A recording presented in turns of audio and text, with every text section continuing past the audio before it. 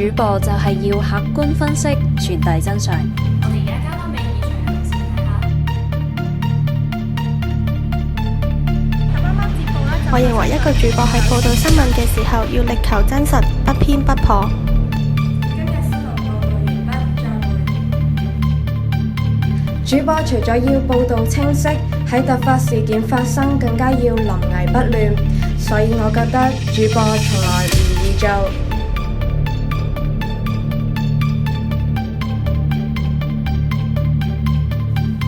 我心目中的主播是追蹤事實，報導真相。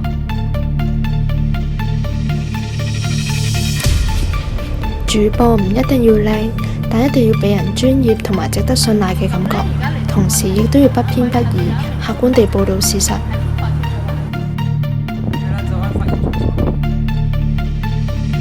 我心目中嘅主播就係要堅守信念。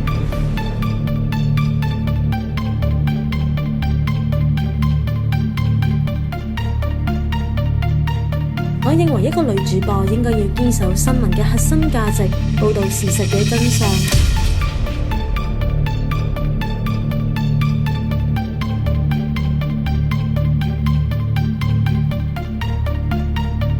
我心目中嘅主播係實事求是，爭取第一手資訊，將真相帶俾觀眾。